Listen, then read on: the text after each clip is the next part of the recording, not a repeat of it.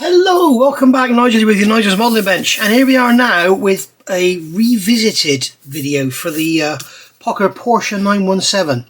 I have today filmed part 5, which is where we looked at assembling these bits and pieces here. We did the instrument panel with the steering and everything on there, and that's all dried and looking lovely. I'm going to show you a little trick for cleaning up this afterwards once it's all installed. And then I was also talking about ejector pin marks. Now, we had ejector pin marks in these bits here. I don't understand why they've painted these silver in the kit, because I've looked at a load of pictures and some of them appear to be fiberglassed over. I don't know if that was a post-restoration thing. But the ones that do have these tubes exposed are all black. So these here don't really matter because they're not going to be seen because they're hidden away. I don't know why they've got those silver either. But yeah, it's the space frame would have been built, painted, and then put the body on. So quite why they think these would be silver, I don't know. They're basically part of the space frame. All the rest of it, the framework that goes in the floor, you know, the framework here that's underneath the dash and everything, that's all black. So why they think they'd be silver, I do not know. So anyway, so they're all filled, waiting for those to dry, and then we'll sand those out so that those marks disappear. Again, I really wish that Pocher had put these on the inside, on the other side, and then you wouldn't have to worry about them because they'd be up against the sidewalls. Hey-o. So the other thing I want to get rid of, as we talked about in the last video, in part 5, you can see I've been doing some sanding here. We've got these ejector pin marks. Now, they're not really that visible. These here are, okay? Those there are visible. There's 4 there. These here may be when you look in the engine bay, so we'll get rid of those as well. That one I'm not sure about because you've got the oil tanks and everything going here. We'll do those anyway, but they're very, very shallow. But the other thing I'm concerned about is this plate that goes in the floor. Now, I've looked at photographs of the finished model, and I can't really find a photograph that gives me the angle I'm looking for to see if it's actually visible. I think maybe this front bit here will be visible. So that's the part H6. It's here, and it's fitted in step 14. So there's no reason why you can't glue it in now. And what I want to do, I want to glue it in. You can see I've sanded the back because it's way too thick. I've also gone round and scraped away. This paint is horrible when you sand it. I've gone and scraped away all the paint from the lip around the edge to get it to sit in a bit deeper because it was sitting way too high. So I'm just going to come along here and just remove this excess here. Okay, and then that will drop in and it fits lovely. And what I intend to do is put a piece of plastic or something under it, perhaps the bag it came in, put that under it, and then put some super glue around it, and basically let it sit under its own weight. So I think what I'll do first of all is take this bag and cut away the sealing strip, because obviously that'll make it step. And then I can put, sorry guys, I had to cough then. And then I can put some masking tape down on here. Got some little bits I had for something else left on the side of the bench. So I can put these little bits of masking tape on. Just grab another bit of 6mm from here. I've probably breathed in some of that horrible bloody paint dust. Should have a mask on really. It's horrible stuff. It's it turns into like a powder, and it's almost like charcoal. It just stains everything. It's awful. So there we go. So there we are. So that goes in there like that. Now I can feel it's quite flush on the underside, but I can feel we've got a bit of a step on the top. So that's okay. We can sand all that afterwards. We'll have to grind the top of those off. I'm not sure if it's soft enough that we can actually cut the top of those off. It looks like we can. Yes, we can cut the top of those off with an old pair of snips. There we go. So that'll make them easier to sand off. So basically, I'll push the bloody plastic through now, idiot. So what we can do now is put this piece of plastic back where it should be. Okay. Just like so. Alright, turn this over, get rid of these bits and pieces on there because they're going to make the bottom not sit flat. In fact, what I'm going to do is put the instructions under it as well. Just because this is it's my last piece of green paper. We're changing to blue now, guys. We'll have blue for 2025, I think. So that's how that's going to go in there like that. And I shouldn't have done that because I need to put glue in there, don't I? So I'm going to have to push it out from this side again, this time without ripping all the plastic off. So I'm going to get some of my black thin, and this has now been in here for about 4 or 5 hours, and you can see it's still usable. And I'm just going to put that in there like that. Put some in there as well. Have we got enough here? I hope we have. I'll tell you what I'm going to do. I am going to grab le bottle of glue and just put some in there straight out of the bowl. Drop more in that corner as well. And then what we can do is plonk this in just like so. Okay, I'm going to just remove that with a cotton bud because it's easier to do that now than it is to sand it off. Throw that cotton bud in the bin, wherever my bin's gone. Okay, and then what I'm going to do is grab a steel block like so. Okay, that's good actually, because that steel block is smaller than the actual piece. So what I'm going to do is get some of my super glue to here. Just get that off the end of the bottle because there's an excess on the end of there, right? And what I'm going to do is just work this around, and this will A, glue it in, and it'll B, get rid of the seam. So it'll go down into that seam, and then we can sand it flat, and it will be nice and smooth then, so we won't have this step in the floor. As I say, I don't know at this stage if it can be seen or not. The one picture I did find that was on the sort of angle looking in the door, it looks like the passenger seat wasn't fitted to the car, so there we go. Right, so I'm just going to go round, put some glue around there, and then what I'll do is put a steel block in the middle, put some more steel blocks on top of that to weight it down. And the reason I put the plastic underneath is so that we don't glue the floor to the whatever's underneath it. So I'll go around and get that done, and then I'll come back when this is dry and I'll show you how it looks so we can do some sanding. Okay, next day now, and as you can see, lots and lots of work has been done. Doesn't look like much, but it's a couple of hours work. So you can see here we had ejector pin marks, which are going to be, I think they're going to be visible in the engine bay. There were some here, 4 there, they were raised pretty much except for that one there slightly on the back, and they were definitely visible when you looked inside through the doors.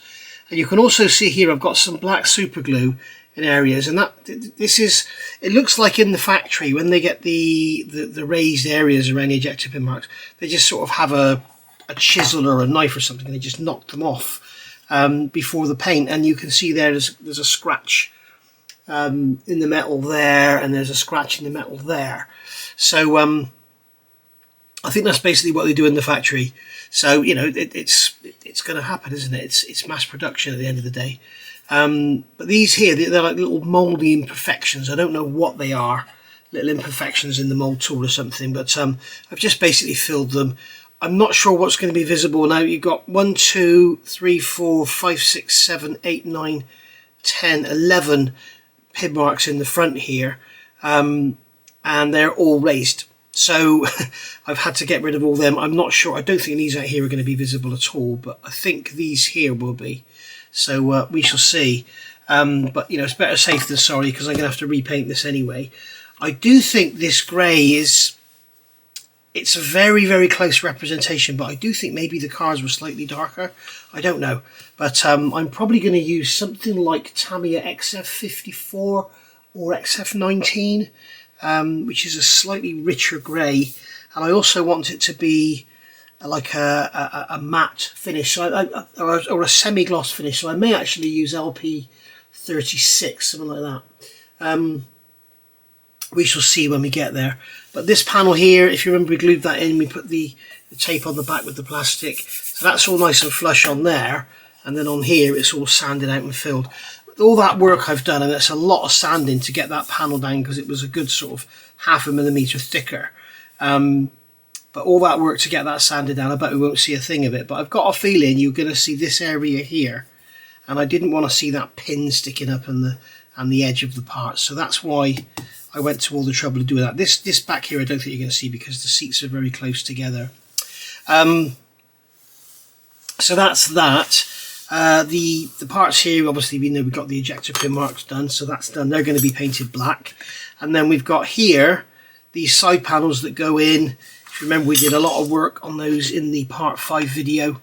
And they go in and it all fits beautifully with those black frames glued in. If you remember, we set them actually on the floor so that they would all fit together nicely, and that all fits together beautifully just like that. Now these areas on here I wasn't going to do. If I wasn't going to paint it I wouldn't have done it, but I am going to paint it. So there's like mould, you can see there's a mould seam there, there's a mould seam down here, so I've sanded it out and then I've just put some filler in to get rid of the step, again using the super glue as the filler, and then that'll be that gone. So yeah, lots and lots of work, but not a lot to show you. So I'm going to leave this now for, well, probably overnight to dry, because if you're using super glue as a filler, it's great to like put accelerators on it and stuff and sand away and get it all done really quickly. But what you will find, well certainly I find with the VMS stuff, if you do it too quickly it shrinks back, so you end up having to do it again. So I tend to leave stuff overnight. Now the bottom of the floor, I'm not going to paint because it's on the bottom. We've got a slight, I don't know if that's in the metal or in the paint there, there's a little something there you can see. I'm not going to bother sanding that back because if I do and it's metal it's going to leave a mark and then I'll have to paint the whole floor. I may well go inside these wheel arches and stuff, we shall see. I'm also going to paint these pivots black because they would have been part of the space frame, not part of the grey painted fiberglass obviously. So they'll be probably brush painted afterwards. And obviously I'm not going to paint all this area here, it doesn't matter, because it's all where are we? It's all covered up, all that there. So I'll paint sort of up to there. There's a bulkhead going in here, so I'll paint all this area in here with the darker grey. Actually, I'm not sure if they're going to be visible. I'll have to have a look. I want to look at some pictures of the finished model because they might need sanding out, and I think they're pretty much flush, those, so we'll probably just sand them out anyway. So there we go. I also want to give a shout out to Pedal 2 Metal. I'll put a link in the comments down below or in the description below the video. If I forget, please remind me in the comments. But that guy, he's actually given me a shout out on his channel, and he's building the IXO 1/8 scale Porsche 917. So I think this one's a bit cheaper than the IXO kit, but the IXO kit has got like double the parts, but it also has its issues. So you know, they both kits are very, very nice, but they both have, you know, very small issues which are not really worth talking about. I mean, with this one, it's the HT leads and stuff are a bit of an issue. With that one, there's lots and lots of little sub-assemblies that are held together with screws, and the screw heads are exposed, and a lot of people don't like that. So, you know, it's also, this is the Pocher kit would be far better for the beginner. So if you're buying your dad or your granddad or your brother or something, or your sister or whatever, you know, if they're just a Porsche 917 fanatic, and they're not a modeler, I would get them the Pocher kit, because the IXO is a lot more complicated, you know, because of its massive part count, and they can also then follow along my video and see how to build it, and also how to upgrade it if they want to. So yeah, go and have a look at that channel. American guy, and he does sort of 20 minutes, half an hour videos on building up the IXO kit. He's just about to finish the engine, I think. So there you go. Right, I'm going to let this dry, do some sanding, and then probably get some etch primer, and we'll go from there. Okay, so here we are, primed. After I sanded it down, this is like this is actually Saturday today, so if this video goes out tonight, Saturday the 4th of January 2025, then this is literally, what is it now? It is 14:52, so it's 10 to 3 in the afternoon. If you live in the UK, you'll know we've had a long spell of very foggy, very moist, damp weather, so I wasn't able to spray this then. And then you'll know we've had a spell of very, very cold, so I wasn't able to spray it then. But I managed to find a slot yesterday sort of afternoon when it was like 4 or 5 degrees, not damp, and sort of warm this up, take it outside, quickly spray it, and then bring it back in. So there we go. So if this video does go out tonight, it's a miracle. It won't be a very complete one. So the next thing I need to do now is get this sanded back, and I'm going to get an 800 grit sanding stick, which is fairly worn out, and just lightly go over just to remove any high spots or anything, or any bits of dust or puppy hairs or whatever there are in there, and just to sort of give it a key, really. I still haven't decided what colour I'm going to use, but I think I'm going to go with Tamiya LP12, which is here, because if I look on the Hasegawa instructions or the Fujimi instructions for their 917, they tell you to use H53. Now, you shouldn't really compare paints when they're wet, you should let them dry, but you can see the LP12 is very, very close. If it's slightly darker, but the reason I want to use this over this, Mr. Hobby paints are lovely, but they do take quite a long time to dry. So that's the problem. The LP paint, this LP12, this is IJN Grey, Curie Arsenal. This is the colour of Yamato. The reason I want to use this is, one, I've got loads of it, and two, it is probably the nicest spraying paint in the world. When it's thinned with leveling thinners, about 40% thinner, 60% paint, it goes down and covers absolutely beautiful. When it dries, it's gorgeous, it's lovely.